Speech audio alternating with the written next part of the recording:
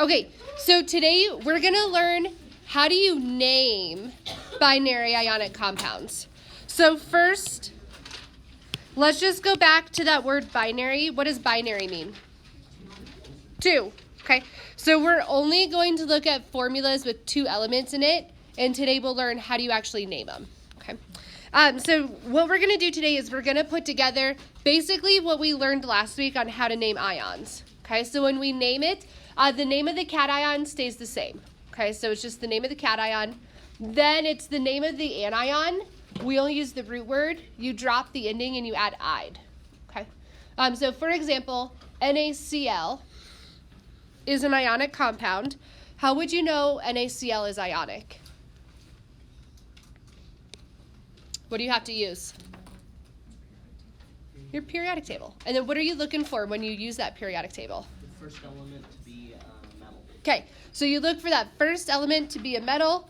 How can you tell the different elements apart in this formula? Capital letters. Okay, so the capital letters, right? So your first element is Na. Is Na a metal?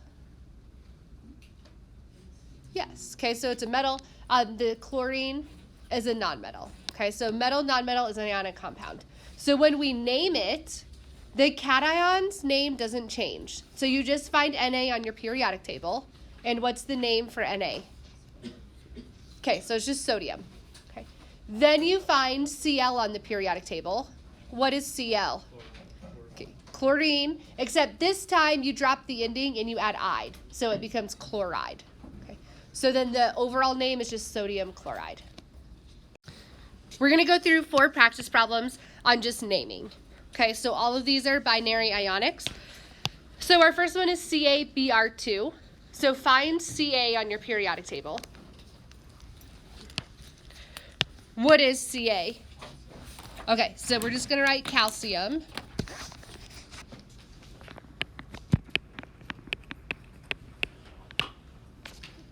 And then what's Br? Okay, Br is bromine. We're going to keep the root, the brom, and then what do you add to the ending? Ide, so it becomes bromide.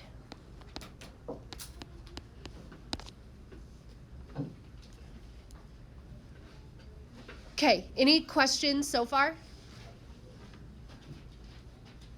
Okay, let's look at the second one. So our second formula is Sr2O3. What is Sr? Okay, Sr is strontium. What's O? Oxygen, but you're going to drop the ending and add "ide, so what are you going to call it? Oxide. Good. Okay, I want you to try the next 2 on your own. So try to name MgCl2 and Li2O, and then we'll check answers. Okay, what do we call MgCl2?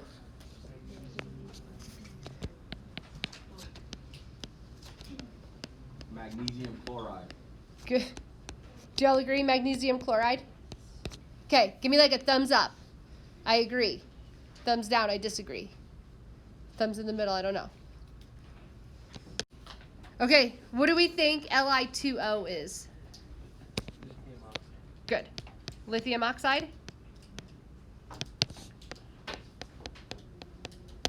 Okay, give me a thumbs up if you agree. Thumbs down if you disagree. Okay, so now we have to talk about transition metals. So all of those previous examples were metals from the representative element columns. Okay.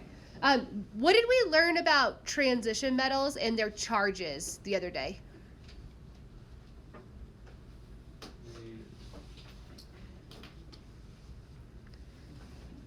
Do they have just one charge or can the charge change? Okay. Transition metals can have multiple charges. So that means when we name compounds with transition metals, we have to state the name of that charge, or we have to state the charge in the name. That's just for your advisory class. Okay. All right. So we're going to do this one together. Okay, so everyone look. Give me your focus. This one is a little bit harder than the previous ones. Okay. So we have this formula CuO. Okay. Is copper a transition metal? Yes. So do you have to find the charge of copper? Yeah. Yes. Okay. So copper can have a +1 charge or a +2 charge. So to figure out the charge, you have to look at the anion. Okay. So our anion is oxide. What is the charge of oxide? Okay. Write this on your notes with me. Okay. So above the oxygen, write that -2. Now we know ionic compounds have to be neutral. So if there's a -2 charge, how many positive charges do you have to balance it? +2. Okay. So then copper has to have a +2 charge because they have to be balanced. Okay. So when we name this, it becomes copper. And then remember we did a 2 in Roman numerals in parentheses. And then what are we going to call the oxygen? Oxide. Okay, so the anion still gets named the same way. And then if you were going to read the name, you would just call it copper 2 oxide. Okay, we're going to do 3 more practice problems. Each of these are slightly different. Okay, so don't tune me out yet. I want you to do all 3 of these with me. And if I write something down, should you write it down on your paper? Yeah. Okay, yep, all 3, they're slightly different. So I want to make sure you do all 3 with me.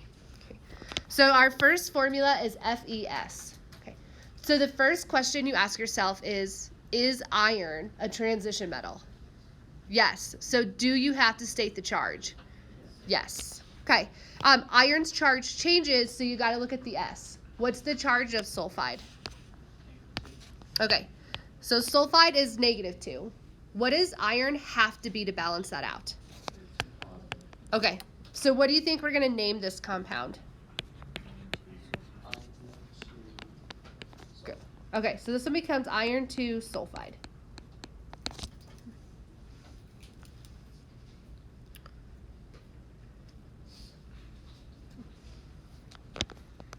Are you ready for CuCl2?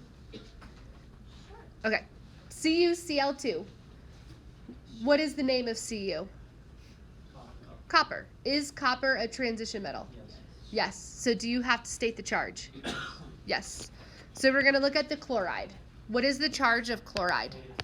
Okay, -1. However, what is this subscript telling you? There's 2 of them. Okay, so what's -1 times 2? Okay, so overall, there's a -2 charge. So what does the positive charge have to be to balance it? Okay, so copper has to be a +2 to balance that out. So how would you name this compound? Okay, so this one becomes copper 2 chloride.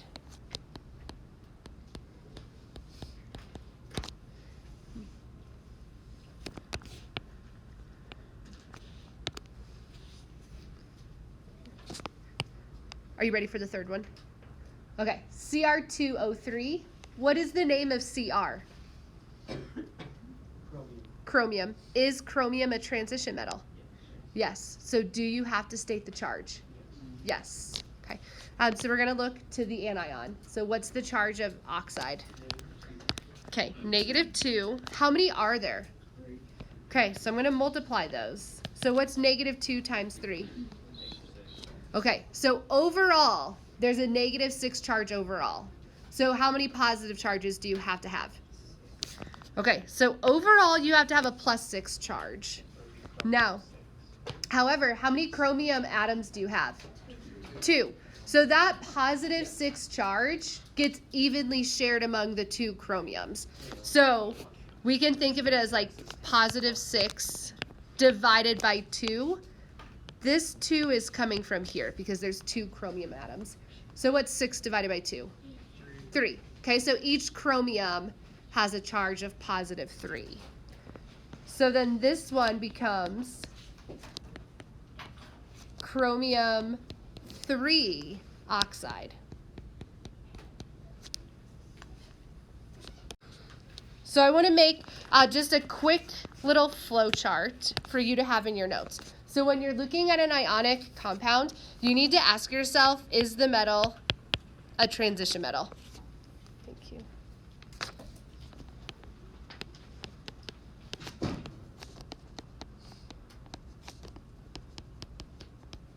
Okay, so you're writing this in your notes with me.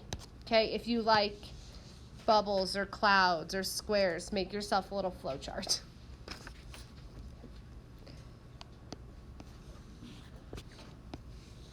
Okay, and then this is a yes or no question.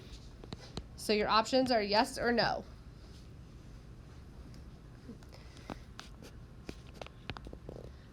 All right, so if the answer is no, then you don't have to figure out the charge. Okay, doesn't mean it has a charge. No charge, maybe a name.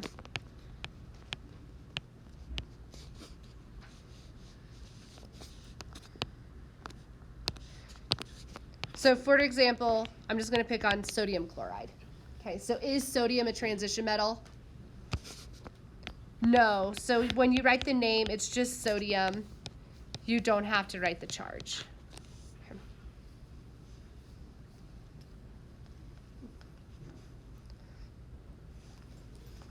Okay, if the metal is a transition metal, your answer is yes. Then yes, you need to put the charge in the name.